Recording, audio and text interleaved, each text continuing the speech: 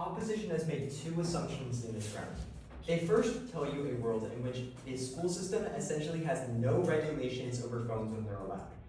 Most of their arguments hinge on this assumption, that if you allow phones, there should be no oversight, no regulation, nothing of that sort. I believe that's a flawed assumption.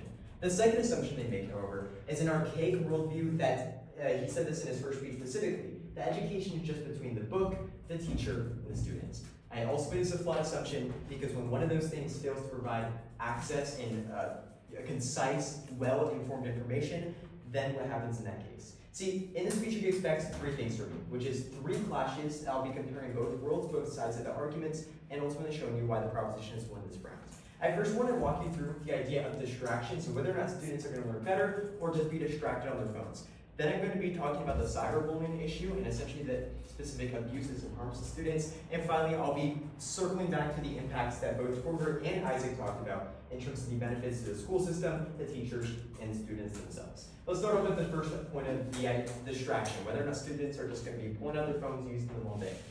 They tell you a few things here, first of all. They first tell you that they're going to be scrolling social media, they're going to be playing games, they're just going to be using it as a break.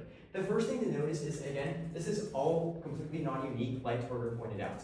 These kids are going to be scrolling social media, whether it be during lunch, during school breaks, during other parts of school, and then obviously while they're outside of school as well. So no one is going to solve the problem of simply just scrolling. But the more important and the more unique thing here is, okay, what about in class itself? This is where they also make that flawed assumption I talked about in the beginning. They just assume that there's going to be zero oversight by the teachers coming into the classroom, monitoring the kids' activity on the phone themselves. There's a few things that Torger fleshed out that went unresponded to in this point.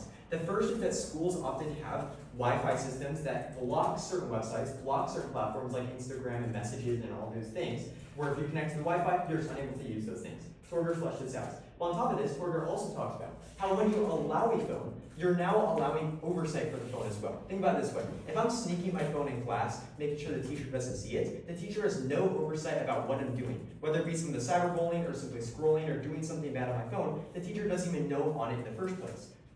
In the other world, however, on the proposition, the teacher knows you're on your phone. The teacher has oversight. They can walk by, check what you're doing, and actually either punish or reward or praise you for doing academic things as well. The point is that you get more oversight the more you allow it. They also tell you though this new point about like the blue light, right? How you're going to be spending more time on the blue light, that harms your brain, that harms your mental health, all these other things as well. I also think this is just not unique, and it's also just not enough time to make any substantial impact. Because again, remember back to the characterization, we're only looking at the school lessons themselves. We're only looking at the time when the teacher is lecturing to their class. So we're not talking about using their phones all day throughout school or at home. Those things are going to happen regardless. So let me ask you this. Is it really enough to vote opposition? Because obviously I'm not going to deny that blue light has some effects, but is it really enough to vote opposition on the fact that students might spend an extra, maybe 30 minutes cumulatively extra on their phone every day?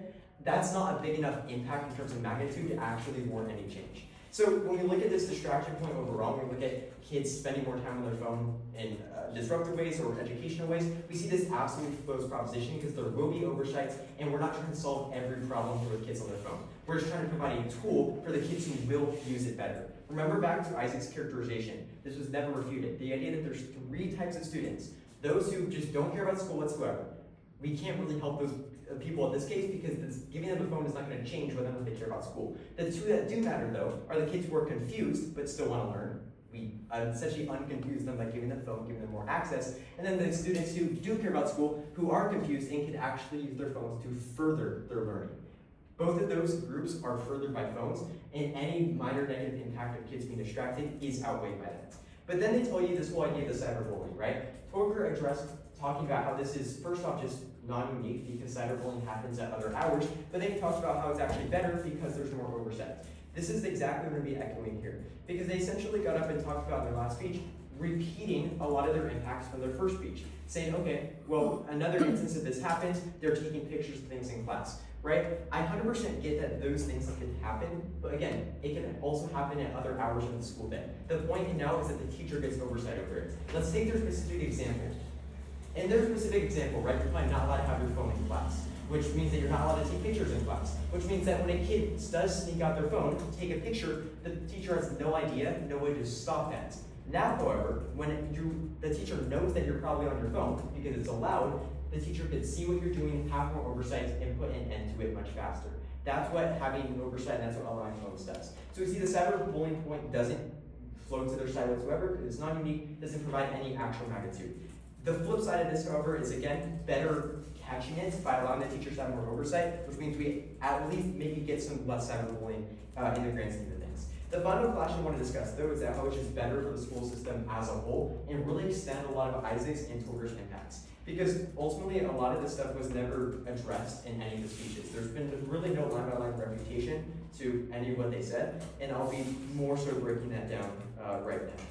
The biggest things here are this, is when we looked at Isaac's speech, he talked about a few things. He talked about how, for one, it's easier on teachers. They can have more efficient lessons, they're less interrupted by questions, they're allowed to tailor well to the rest of their class, they're allowed to also just teach more tech literacy, get kids on their online platforms that they already use. For example, a lot of teachers use things like Google Classroom and Canvas to upload a lot of their schoolwork assignments. If you're allowing kids to use their phones in class, they can better synchronize with those already available online platforms. Furthermore, when we also look at the fact that Torger talked about how since it increases the learning of the students, it increases test scores, which in turn increases the reflection of the school. They get better government funding. Ultimately, it just increases the education of the kids as a whole. Because they also never responded to the core idea of our case, which is that every student learns differently. Every student needs as many tools as they can to learn the best and thrive as much as they can in school. There's no reason to restrict the tool because a minor amount of people will abuse it, and if anything, our side limits those abuses to even less than they are being abused right now. So really, what can we take away? What we can take away is that their entire case is simply based on the idea that it's just not unique and that these things can happen outside of school in different hours and is not actually furthering any unique points. In order to vote opposition, they would have to show you why uniquely taking your phone out during a school lesson while the teacher is lecturing is going to have a negative impact greater than kids getting better test scores, students being more motivated to learn, students having better relationships with their teachers, students having less ways to cyberbully, students being more focused in class, students being able to take better notes, teachers being less burdened, less burnt out. They would have to outweigh all those impacts, and yet they have not done it.